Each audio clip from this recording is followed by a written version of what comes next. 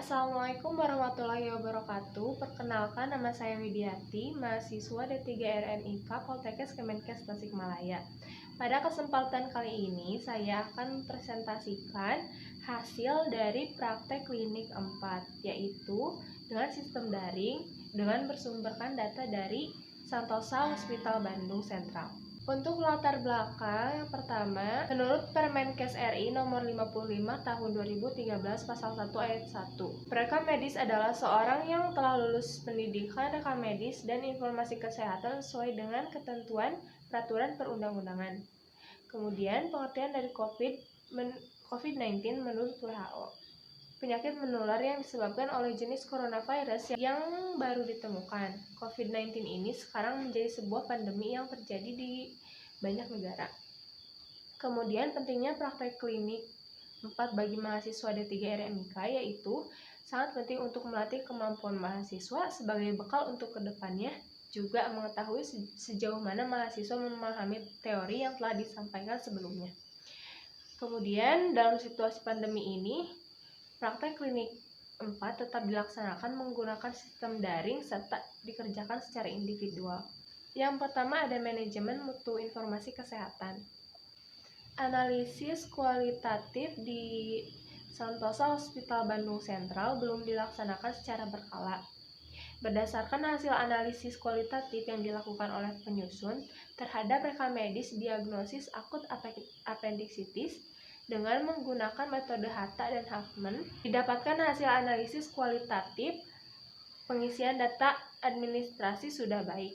Didapatkan hasil analisis kualitatif pengisian data administrasi sudah baik dilihat dari nilai ya, yang artinya terisi dengan baik secara kualitas datanya. Kemudian, hasil analisis kualitatif medis, pemanfaatan data untuk penunjang ditegakkannya diagnosis akut appendicitis dapat dimanfaatkan dengan maksimal. Terlihat dari hasil analisis sudah terdapat informasi tentang pelayanan medis yang telah ditegakkan. Selanjutnya ada analisis kualitatif Huffman. Analisis kualitatif menggunakan metode Huffman di Santosa Hospital Sentral Bandung Sentral belum diimplementasikan. Berdasarkan hasil analisis kualitatif yang dilakukan oleh penyusun, terdapat dokumen rekam medis dengan diagnosis akut appendicitis. Didapatkan hasil analisis kualitatif pengisian data administrasi sudah baik. Presentasi pada informasi konsen memiliki nilai ya, yang artinya terisi dengan baik secara kualitas datanya. Akreditasi rumah sakit. MIRM 8 rumah sakit menyelenggarakan pengelolaan rekam medis terkait asuhan pasien sesuai dengan peraturan perundang-undangan. Berikut adalah elemen penilaian untuk MIRM 8. Akreditasi rumah sakit, serta akan melakukan akreditasi Sarnas 1.1 pada tahun 2021. Pada Sarnas tersebut terdapat MIRM, salah satunya yaitu MIRM 8. Untuk elemen penilaian sudah tersedia dengan baik. Berikut merupakan CPG untuk diagnosis dispepsia serta gastroesophageal reflux disease atau GERD. Clinical Practice Guidelines atau CPG dan CP di Santosa Hospital Bandung Sentral sudah tersedia. Namun untuk CP di Santosa Hospital Bandung Sentral belum diimplementasikan secara maksimal.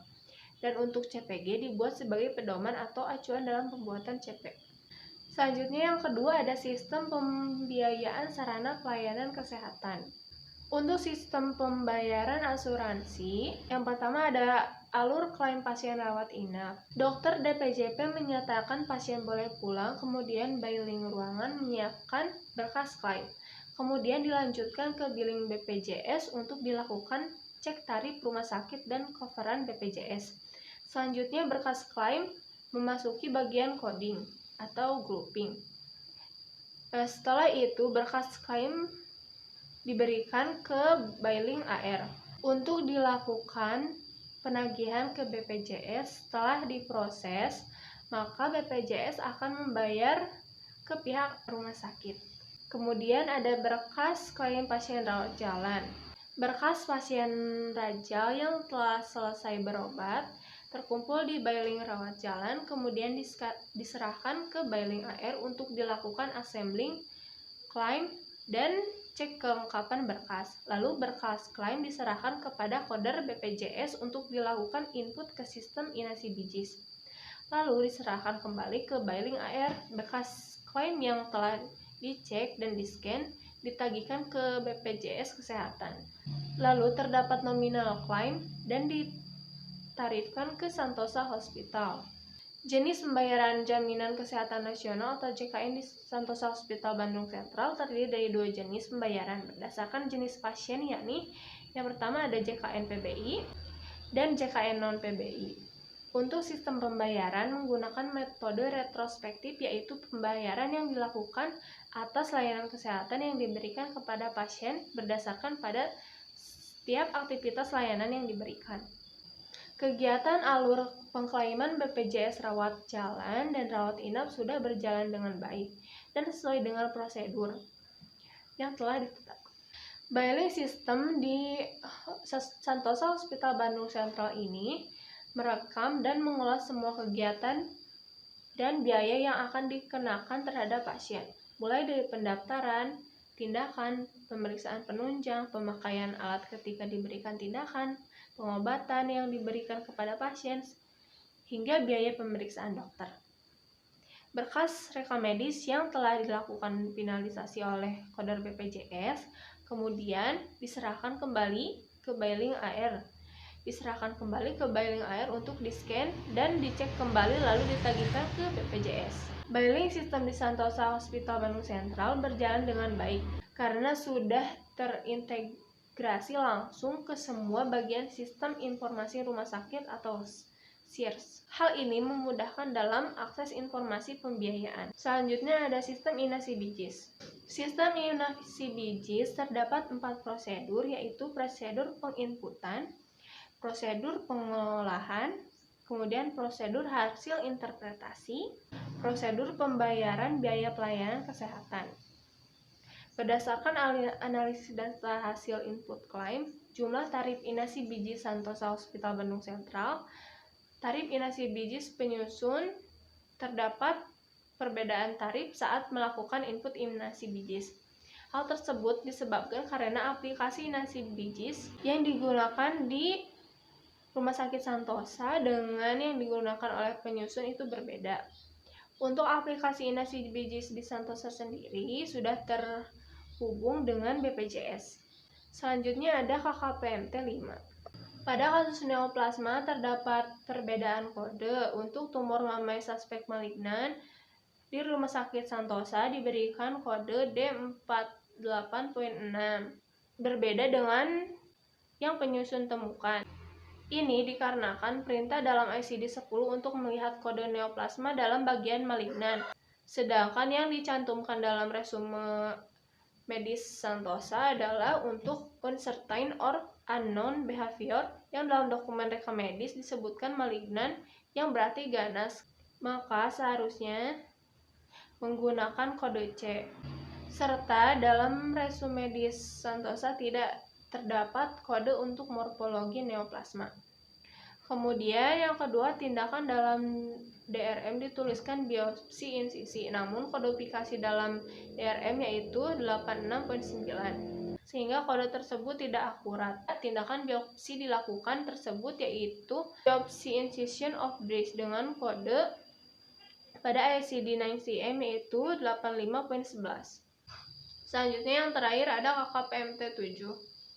Pada sertifikat kematian di Rumah Sakit Santosa sendiri belum disertai dengan pengkodean diagnosis dengan ICD-10. Berikut merupakan saran dari penyusun, yaitu yang pertama ada analisis kualitatif lebih baik dilakukan agar dapat mencapai pelayanan medis yang berkualitas. Bagi petugas kesehatan yang bertugas mengisi dokumen rekam medis maupun dokter, perawat rekam medis, dan petugas kesehatan lain, diharapkan kejelasan penulisan dokumen rekam medis lebih diperhatikan kembali, dikarenakan kekhawatiran dari penyusun sendiri akan kesalahan dalam pembacaan ataupun menafsirkan maksud sehingga terjadi kesalahan dalam memberikan tindakan atau pengobatan. Pengkodean diagnosis maupun tindakan diharapkan sesuai dengan ICD-10 serta ICD-9-CM. Dikarenakan ketidaksesuaian pengkodean akan mengakibatkan kesalahan pada pemeriksaan tindakan pengobatan juga pada pengklaiman biaya. Jika sistem daring masih diberlakukan, alangkah lebih baik jika proses input klaim INASIB-BIJIS dibantu dengan video proses input dari awal sampai selesai. Dikarenakan setelah penyusun mencoba menginput kembali dengan aplikasi yang dimiliki oleh penyusun, terdapat perbedaan tarif. Apabila terdapat video tersebut, akan diketahui apa penyebab perbedaan dari hasil klaim tersebut. Sekian presentasi dari saya, Widiati. Mohon maaf apabila terdapat banyak kekurangan. Wassalamualaikum warahmatullahi wabarakatuh.